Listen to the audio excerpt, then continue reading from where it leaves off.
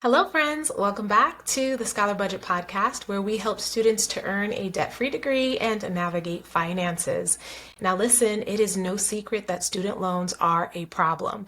And so that's why the Scholar Budget is here to help students like you go to college and earn a degree with as little to no student loan debt. But the truth is, some of us will need to tap into student loans to complete our education.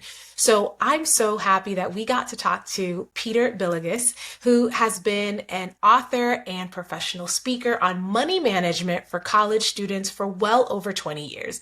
And he has delivered thousands of presentations in 49 states and 8 countries. He's still waiting for an invitation from Alaska, though. And he's been able to connect with students just like you and have these kinds of conversations on how to manage their money and pay for school. He is also the author of 4 books and the creator of the YouTube show Money in the Movies.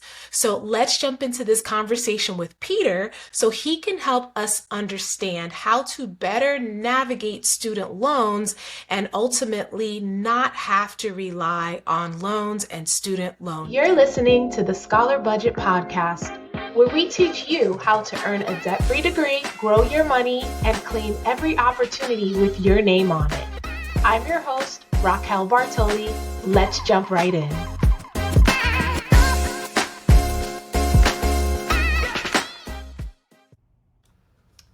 All right, Peter, thank you so much for joining us on today's episode. We're so excited to hear from you and all of the knowledge that you have to share with us. How are you feeling today?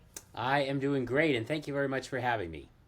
Awesome. Well, we are super excited to talk about this content.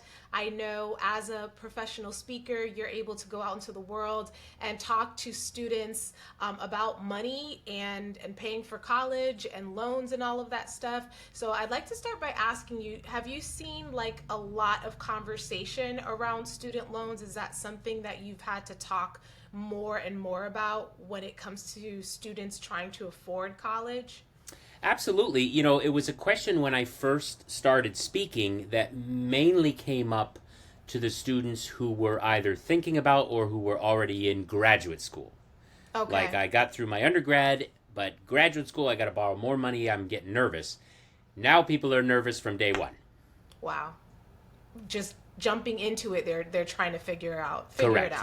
Yes. And so would you say with the rising cost of college, because it's not getting any cheaper, is it still worth it? In your opinion, is it still worth it to go to college when there's so many other avenues and opportunities that exist? What's your opinion on that? So that is a great question, and I get that one a lot, and it is kind of the big, I call it the forbidden question, because people are like, what is he going to answer? I will answer that. Let me just quickly ask you a question. Okay. Have you ever paid for membership to a gym or a yoga studio or a cycling class or anything like that? Yes, and yes. Okay. And do you mind just pick one of those? How much did you pay, if you don't mind me asking? Okay, for the gym membership, I remember one of them, it was about $95 a month. $95 a month. Okay. Mm-hmm. So my gym is actually a lot more expensive than yours. Okay. Because my gym is actually $75 a day. Oh, wow. Yes, and there's no pool, there's no jacuzzi, there's no personal trainer included with that $75 a day fee. Okay. So my gym is just obviously ridiculously expensive. Right. But I should clarify in saying my gym is actually only $75 a month. Last month, I went once. So my gym is pretty darn expensive when I only go one day a month. It's $75 right. for that daily visit. Had I gone every day or sometimes even twice a day, then it would be an incredible value. And sadly, true. I do believe college is worth it, but sadly, most students are treating college the way I treated my gym last month. They're paying the full freight, but they're not taking advantage of everything that's there. And right. People always say, well, can I learn this online, and can I do this, and can I piece it together? And yes, you probably can. But on a lot of college campuses, that stuff is already there in one place we're just not taking full advantage of it. And when we talk about the rising cost of college, and it has skyrocketed, we also have to talk about the rising cost of, the rising resources that are available on college campuses. When my father went to college, he went to Providence College in Rhode Island. There was no career center. There was like a guy with a book of outdated jobs. Okay, that was what he had. Now on college campuses, some of them, and you've been there, you've seen career centers where there's everything. They bring in fashion consultants to help you dress for the interview. They'll help you do practice interviews, resume critiques, job searches, all of that stuff. Right. So the cost has gone up, but the resources have also gone up as well. And we want to make sure we always bring that into the conversation. Perfect. And I've never really thought about that because you're right. From the tutoring lab to the career center, you need help with a resume, you want to get like a certification. Everything is on campus. And so college is expensive, but it's even more expensive if you're not tapping into all of the resources that you can take advantage of. So that does make sense. And I am guilty as well of having a gym membership, paying for it every month, and then not showing up like I should. And that costs money. And so, it's not just students trying to figure out how to pay for college. In most cases, there's a parent there, there's an aunt, uncle, someone who is standing behind that scholar and either trying to figure out how to help them, or they've just kind of thrown their hands up in the air and said, you got to do your best, like do the best that you can. So what mistakes have you seen some parents make, or what mistakes should parents avoid when trying to help their scholar pay for college? Sure. So rewinding back to before somebody even enters college, parents really want to think about their own financial life and make that a priority over paying for college. One of the things that I remind people of is there is such a thing as a student loan. There is no such thing as a retirement loan. So if you don't save enough for retirement, you're out of luck. If you don't save enough for college, there are a lot of options, and student loans are just one option. You could go to a different campus, scholarships, military, whatever. So I know, maybe some of your listeners they've got somebody already in college or somebody just about to go in or a few years away from going in, but really thinking about their finances and how they can rearrange them so they are going to be eligible for the maximum amount of financial aid. Sadly, our financial aid system, the way you can think about it is just think about your money is just in buckets. Okay, you have some money in this bucket, in this bucket, in this bucket. And what the financial aid system does is it looks in certain buckets, but it doesn't look in other buckets. Right. So you could have $1 million in bucket number 1 and $0 in bucket number 2. And I only have $10,000 in bucket number 2 and $5,000 in bucket number 1. Right. You've got clearly more money than I do, but unfortunately, they're going to look at what's in bucket number 2. So any money that is in the student's name in the form of education, savings accounts or whatever, those really aren't the priority. I would say for parents, paying off debt and saving for their own retirement is going to be the priority. And the other thing with parents is parents can also help the student pay for college after college. So the parents who have, I've met parents that have done this. They've sacrificed everything just so their student could go to college.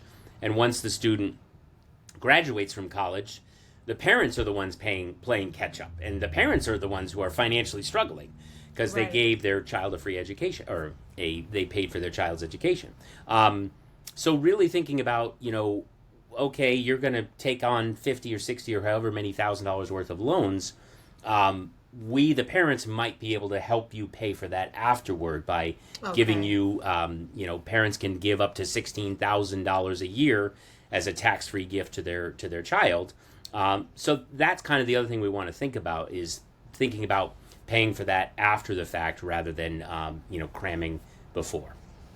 And that gives a parent some time, right? Maybe I'm not financially positioned right now to be able to help, but give me a couple years, give me the 4 years it's going to take you to graduate, then I can, help you when you cross the finish line. So that Sure. is an option. Absolutely. And so Yep. when it comes to students taking out student loans and thinking about student loans, what would you say is like an important number? Like, is there a number that they should try to stay under? Where is like a sweet spot if they need to take out student loans so that they're not like overwhelmed and just completely blown away, by the time that they get that degree in their hand and now they're out there looking for their dream job? Sure. So that's a great question. I think one of the most important numbers to think about, and it's a number that I ask students all the time, can you tell me this number? And they don't know it. And that number is, what is the amount of your monthly payment on your student loans? We pay student loans monthly. If you've borrowed $70,000, you're not going to get a bill for $70,000. You're Right. going to get a bill for whatever that monthly payment is going to be on that student loan. And so 70,000 is a staggering number, or 100,000, or even 20,000. But we don't pay them like that. We pay them monthly, and we just want to think about, okay, whatever I'm doing monthly, whatever my monthly payment is, that's going to help me to create the the lifestyle that I want. I think the other important thing to remember in the world of student loans, or in the world of finance in general, is that numbers don't really matter. I know that sounds crazy. Like, what do you mean numbers don't matter? Numbers are everything in the financial world.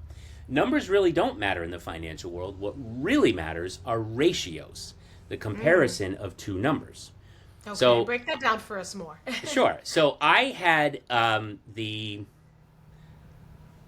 interesting pleasure, I guess, of meeting a woman who had over $400,000 in student loans.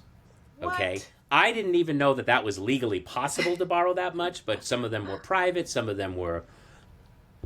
So that is a staggering number Absolutely. for us, right? But in the end, the number really doesn't mean anything until we compare it to another number. Who was this woman who had borrowed over $400,000 in student loans? Well, she was going to become a heart surgeon. So starting salary for her was around $420,000 a year. Okay? So that $400,000, as frightening as that is not so frightening when we realize what her salary was, where she Right. was starting. So we always want to think about, the comparison of two numbers.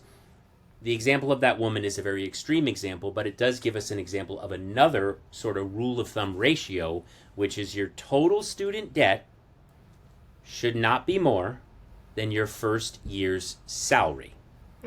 So if you graduate earning $65,000 a year, your total student debt should ideally be less than that number, okay? Right. And, again, numbers are also, they only mean as much as the respect that we give them. So I run across a lot of students who say, okay, I'm studying to be a graphic designer because graphic designers can make $150,000 a year. Right. And they can, and there are designers that make even more than that. But is that where you're going to start right out of school? Are you going to start at $150,000 as a graphic designer? And the answer is probably not. So we want to make sure that when we're looking at those career books or online career websites, and it tells us the salary range, we want to look at the lower number when we're kind of doing our calculations rather than the highest number, because sometimes that salary range is simply based on where you get the job. If Right. you are doing it in Manhattan, you'll be paid more than in rural Kansas. And we just want to make sure that our ratios are in line. And that's a fairly common and safe one, is that your total student debt should not be more than your first year's salary. I like that. I like the ratio part, like looking at that and really looking at like the end game. And as you said, it depends on where you live, right? What your salary will look like. Mm-hmm. And then you also have to consider the fact that you're actually going to have other bills. It's not like you just have this salary and it's just your student loan. You're going to have Correct. other things that you have to pay for. Yes. So trying our best to, keep it under whatever that salary is, and then really understanding what the the typical salary is for someone who's entry level or just going in. That helps us to kind of see where that sweet spot is. But still, I say no to student loans. Let's eliminate it as much as possible. Sure. But I'm really glad we're having this conversation because I had to take out student loans. So I know the truth is that many students will need to take out student loans. And I just want them to be strategic and smart about those choices. And just to kind of piggyback off of something else you mentioned, like, how is it that we're able to take out so much money in student loans so easily? Do you have any understanding behind that? Sure. So there's a lot of political power behind that,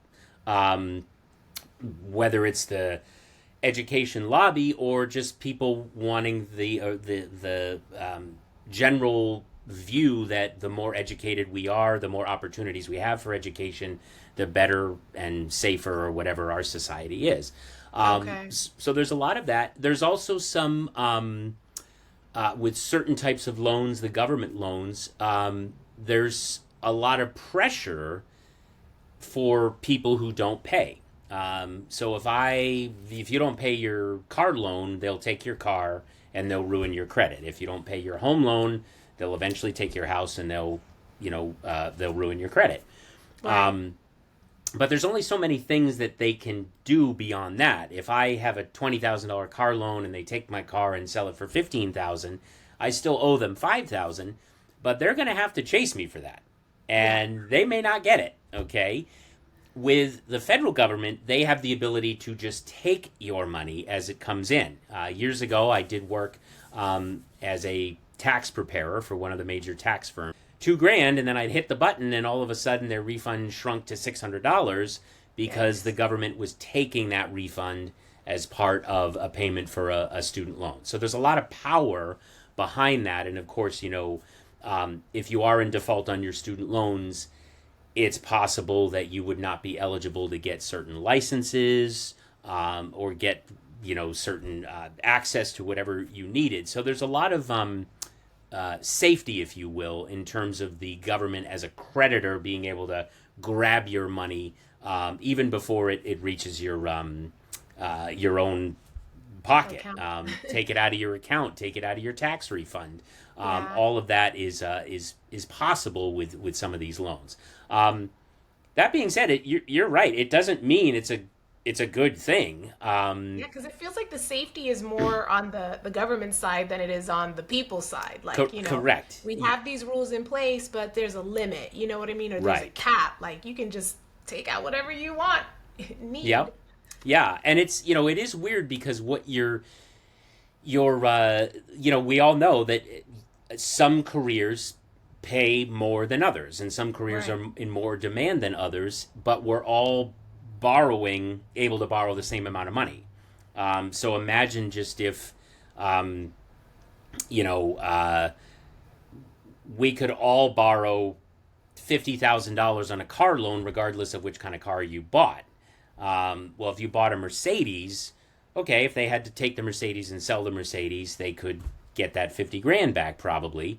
But if you bought a 20-year-old car for $5,000 and just pocketed the rest of the money, and they tried to take that car and sell it, well, it's not the same thing, and that's that's the other challenge with student loans is that it's based on your future earning potential, and some of us just have a much greater earning potential, but no one has ever denied a student loan, at least on the undergraduate level, for just I'm choosing this career path rather than this one. So. One of the things that I tell students, I ask students, well, why go to college? Like, why? And I get a lot of answers. Some are funny, and I won't repeat them here. And some of them, to the ones you think about, to network, to get a job, to learn, whatever. And I tell students that I think we go to college for only one reason, and that is to increase our opportunity. Right. So that's the only reason. And that fits in with networking and connecting and, hopefully getting a job or whatever. Learning a new skill. So college increases our opportunity. That's what it's supposed to do. But debt decreases our opportunity. Friend of mine graduated from a Ivy League law school. So she could pretty much go wherever she wanted in terms of jobs because of her degree and where it was from.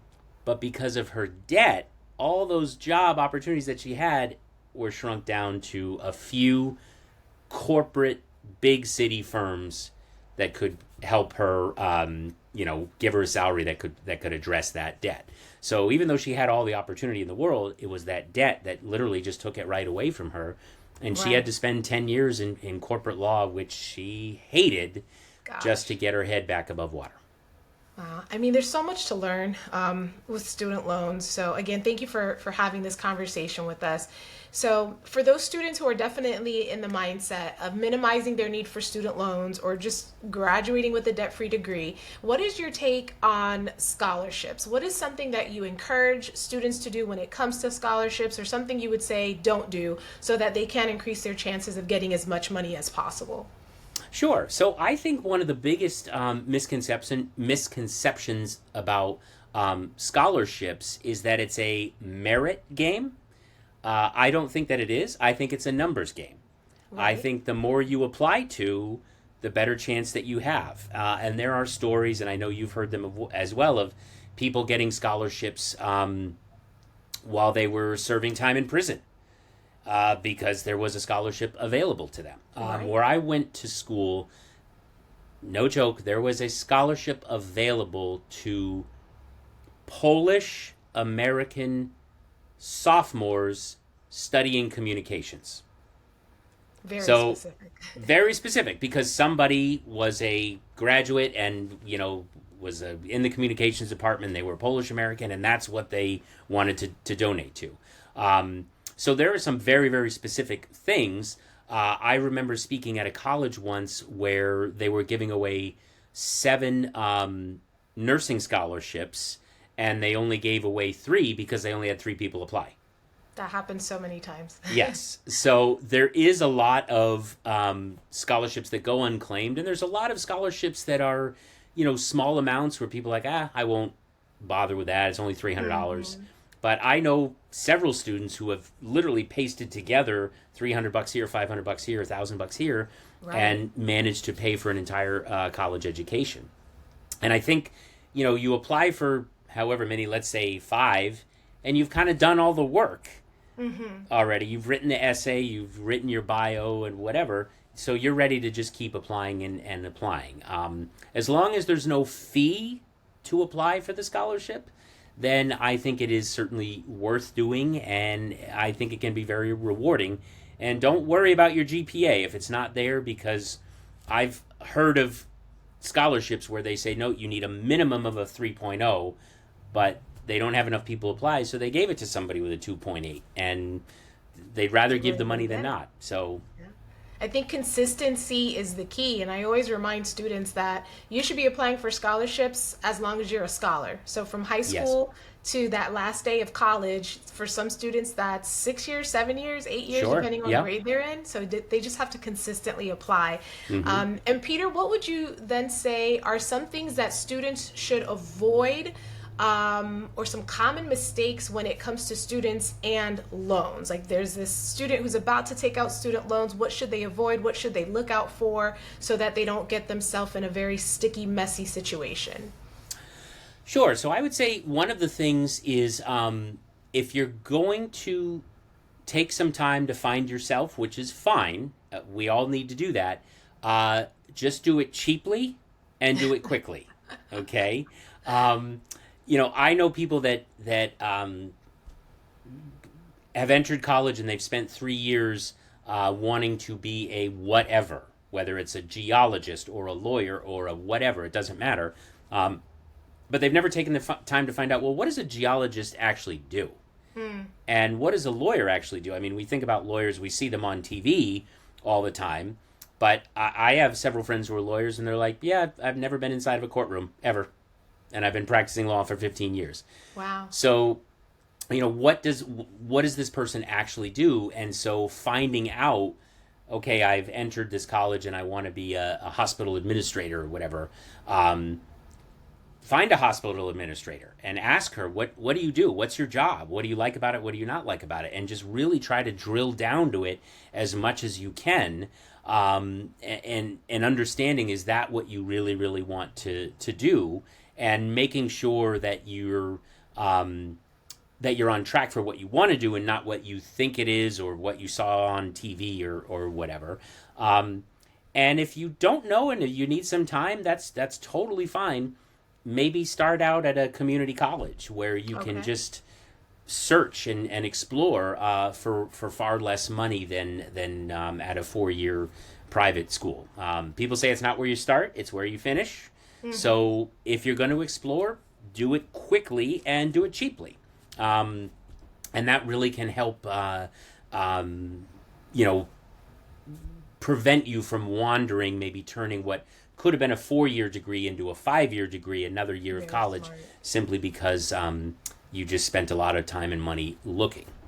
Right. So it sounds like getting your feet wet and your hands wet and everything wet early helps you to really understand whether or not this is the path for you. And I think it saves money and time in the long run. Sure. And what about those students who take out more than they need? How do you avoid that? You see the extra, you don't really need the extra, but in your head you're like, I could pay off this and I could do this. Mm-hmm. What do you have to say about that? So a couple things. Number one, it's going to be a more dangerous game now because interest rates have gone up. Okay. So for the last 20 years, we've gotten an unusual blessing with interest rates that will never happen again. Right. So what your older brother did or something is not a good idea because it's different for you. And what I would say to students is, in terms of taking out too much, they always say, well, what if I need it? What if I need it? If that is truly the case, in most cases, I don't believe that's the case. But if that truly is the case and there is any excess money, whatsoever, I would say put it somewhere that it's very hard for you to get it. So maybe it is in a bank account in a different state, literally. And right. If you want that money, you have to drive and go get it. You are also able to return the money immediately. And you're also even able, people think like, well, you start paying your student loans after you graduate. That's not true. Most student loans, you can actually make payments while you're in school. And it doesn't really matter the amount. It's more the habit of, you know what, I borrowed 20 grand, but I'm going to start sending in $5 a month to pay this loan off. Just getting into that habit of making sure that a lot of money flowed this way to what you borrowed, but it can start trickling back, and the sooner it starts trickling back, the sooner it stops. So that's what we really just want to think about. It's funny that years ago I did a lot of work in Canada, and I was like, okay, I'm very honored that you chose me to speak in Canada. I'm a citizen of the United States. Why do you want me, a citizen of the United States? And several administrators said, because Peter, you're from the future. And I was like, you mean I'm older than the students, or what do you mean? And they said, no, you're from the United States, and Canada is going to have the student loan problem that the United States currently has. Wow. So we are at the point where students are starting to borrow more and more and more and more. So where you, Peter, where your country was 20 years ago, we are right now. And you're from the future, and you can tell everyone this is a terrible idea. Please don't do this. So that just really gives folks an idea of if you don't need it, don't take it. If you do take it, try to send it back as quickly as you possibly can. Because the bottom line is, if you take it, you'll spend it. Yeah. And you'll find something, the kind of umbrella of, and I do this in my lectures, I take my glasses off and I go, the umbrella of education related expenses is huge, a laptop, a flat screen, whatever. So if you take it, you'll spend it. And we really just want to get into the habit of not taking it. Absolutely. And so for those students who maybe they took more than they needed, or they didn't pay it back as they were going, and now they're sitting here with this big bill, and they're adults, and they're thinking like, all right, I could be investing right now, or I could pay off these loans. what would you say to really focus on? The investing part or the loan part? Paying off that loan? Sure. So I'll answer that a few ways. I call that the spinach broccoli question. Okay. So what's healthier, spinach or broccoli?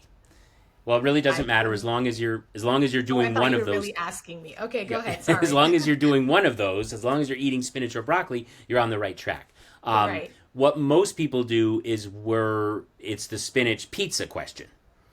Okay, and so if someone listening to this decides, okay, I'm going to just pay the minimum on my student loans and I'm going to invest the rest, if they actually do that, I'm not upset. Okay. If somebody says I'm not going to invest anything, I'm just going to hit those student loans as hard as they can. If they actually do that, I'm not upset. Okay, Okay. as long as the money is going to spinach or broccoli and not pizza, I'm okay. Couple quick things to consider though, as we mentioned before. Number one, interest rates are going up. So for a long time, it might have made sense to just pay the minimum on your student loans and invest, because the cost of this was never going to beat what you could earn on this. But now it's a much closer contest, and maybe even those student loans at these higher rates are going to make sense. When you pay off debt, it is risk free, it is tax free. You can't lose any money paying off debt because you're already losing it. So you can only prevent that. Right. And I guess the final thing that I would say with that is, it is kind of all about the cost of the borrowing, what the interest rate is, and what you could reasonably earn, and comparing those two numbers. If Dave Ramsey were on this call, he would suggest that people just pay off the debt, don't worry about investing anything. Right. If Susie Orman were on this call, she might remind you, I don't want to put words in her mouth, but she might remind you that when you have something like a 401k with your employer or whatever, that's based year to year.